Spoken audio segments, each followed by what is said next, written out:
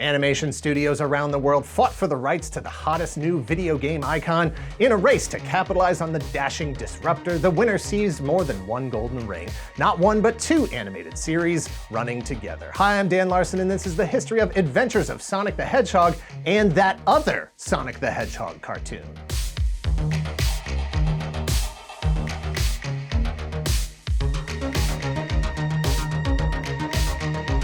Thank you to Raycon for sponsoring this video. Click the link in the description below to get 15% off your order today. Whether I'm at home, at work, or outside trying to get some exercise, it seems I'm constantly surrounded by noise. This cat meowing, that cat meowing, some video producer chirping in my ear about writing too many run-on sentences that take too long and make it hard for him to find a place to put the cuts between thoughts. Raycon earbuds give me some separation from all the distractions, allowing me to focus on the task at hand. They offer noise isolation, 3 customizable sound profiles, and custom gel tips for the perfect, most comfortable in-ear fit. They're water resistant and sweat resistant and hold an 8-hour charge. The case gives you another 32 hours on top of that.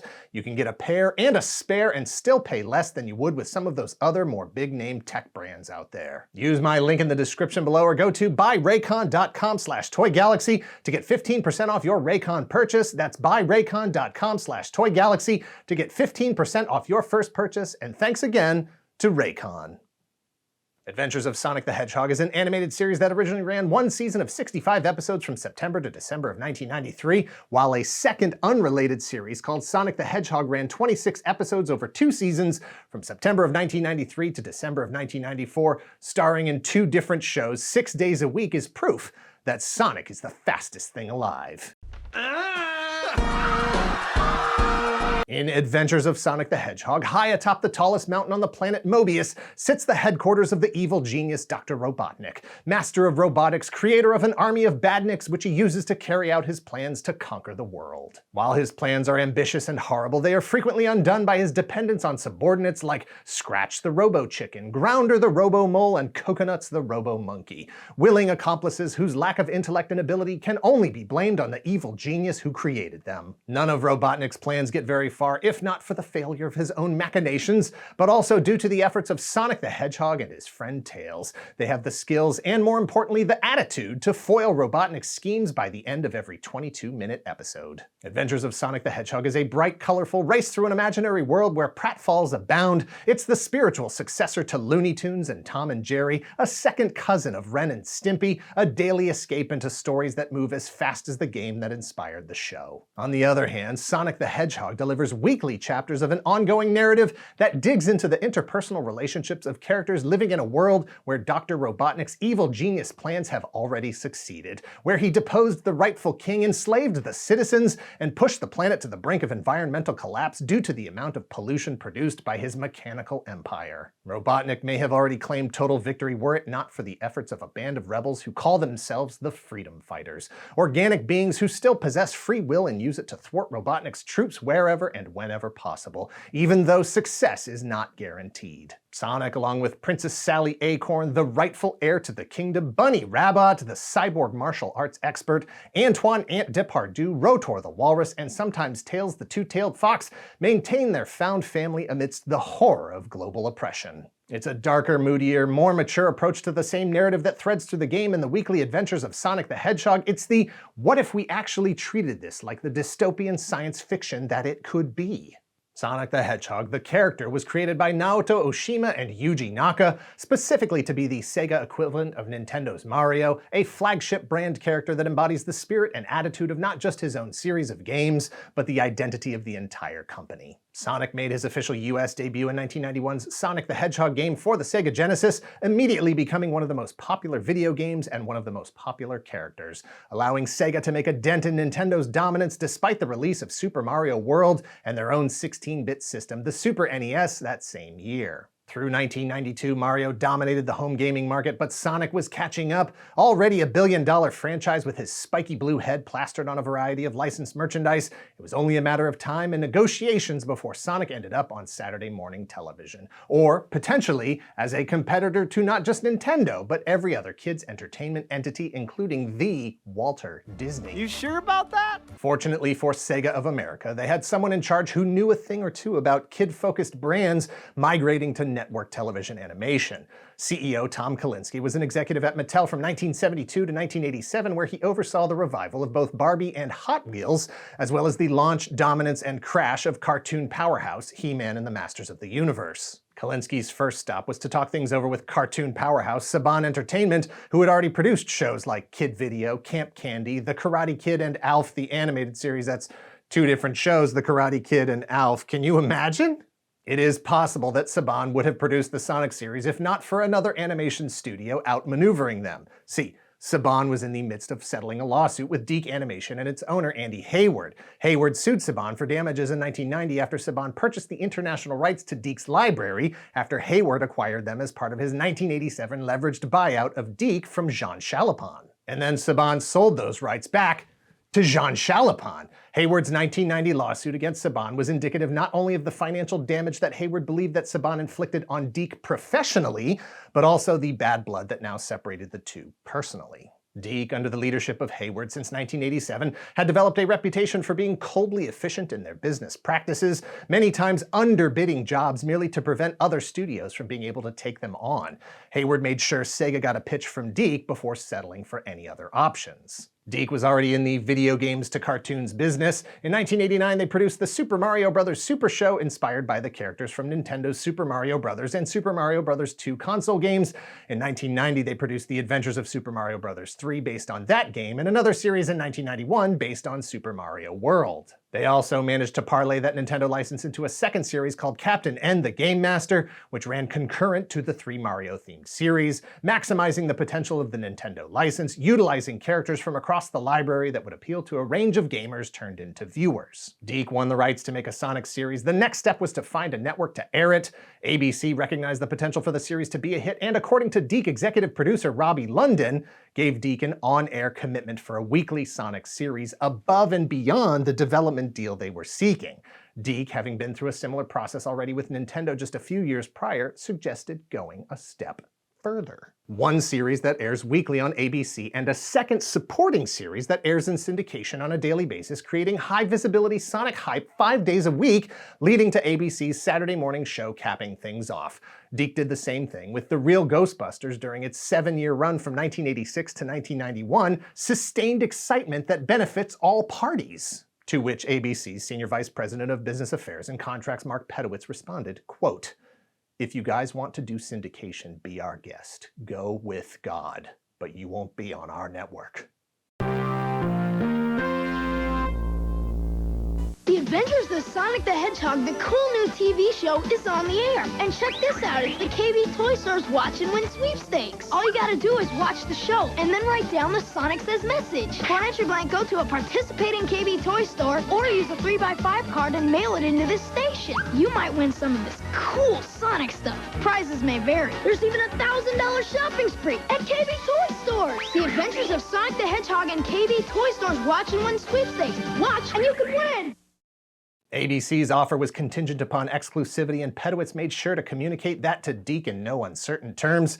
DiC checked their enthusiasm, surrendering the idea of a daily show in favor of the guarantee of the weekly, more lucrative network series. Until executive producer Robbie London suggested an alternative solution that would retain ABC's exclusivity and still allow DiC to produce a second show for syndication. They could produce a second show for syndication. DiC went back to ABC with the new idea. ABC gets their weekly series, an ongoing narrative, more mature, more serious approach to the franchise called Sonic the Hedgehog, and DiC also gets to produce a different daily syndicated series targeting an even younger audience with a more traditional, wacky cartoon that leans into the silly side of things, absolutely never taking itself seriously, called Adventures of Sonic the Hedgehog. They bought it. And it worked! Assured that the audience would not confuse them, ABC gave DiC the go-ahead to produce 2 Sonic the Hedgehog series starring Sonic the Hedgehog about Sonic the Hedgehog and his friends fighting Dr. Robotnik. Once production on both series began, DiC's experience working with Sega was unpredictable compared to their experience working with Nintendo. According to London, Sega gave guidelines up front, exercised their approval rights, and reviewed and commented on all the materials. London said, Nintendo was reasonable, professional, and good to deal with. Their America office seemed quite capable of speaking definitively on behalf of their Japanese owners, and I don't remember any problematic disputes with Nintendo, which was not always the case with Sega of America. London explained that Sega of America's representative spent a lot of time at the studio and was more hands-on with production than Nintendo had been. While that could have caused problems, he said the rep was terrific and professional to work with, whereas issues frequently came up with Sega's senior management, including a few big and not so pleasant battles. London also tells an apocryphal story about Sega demanding entire swaths of completed animation be redrawn due to a cultural point of sensitivity. As he tells the story, as a standard animation practice to save pencil mileage, DiC had given Sonic only 3 fingers and a thumb. This is done regularly with animated characters, and Sega of America's upper management approved our design of Sonic with this. London says that months into production, Sega of Japan complained because apparently the Yakuza has a habit of chopping off fingers or something. His memory isn't completely clear on the why of the incident, but he is certain that the request put network deadlines and contracts in jeopardy. But ultimately, the DiC team was happy to give them the finger. Well, I don't know what I expected. While DiC's 2 Sonic the Hedgehog series were very different, they weren't that different. In fact, both series featured Jaleel White in the role of Sonic the Hedgehog. That said, ABC's weekly Sonic the Hedgehog featured Kath Soucie as Princess Sally Acorn, Rob Paulson as Ant, Christine Cavanaugh as Bunny Rabbit, Bradley Pierce as Tails, Jim Cummings as Dr. Robotnik, and Frank Welker as the Robo-Chicken Cluck. The daily syndicated adventures of Sonic the Hedgehog brought in Russie Taylor as Tails, Gary Chalk as Grounder, Ian James Corlett as Coconuts, and Phil Hayes as the Robo-Chicken Scratch. Despite being the second show pitched to ABC, Adventures of Sonic the Hedgehog, the lighter daily syndicated series, was first to air on September 6, 1993. The weekly Sonic the Hedgehog, also known today as SatAM, would follow almost 2 weeks later on September 18th. Adventures aired 65 episodes daily through December of 1993. It was rerun through 1995 on various networks, including USA Network's Cartoon Express, and returned in 1998 on Toon Disney, thanks to Disney's purchase of ABC in 1995. ABC's weekly Sonic the Hedgehog took on a more narrative structure in its second season, while easing up on the grim and gritty tone of season 1, injecting a bit more humor at the request of ABC, but still ending its run on a cliffhanger after 26 episodes in December of 1994. It too found second life in reruns as late as 2002. Both series might have continued were it not for a few issues. 1. Ratings. There just weren't enough eyeballs on screens.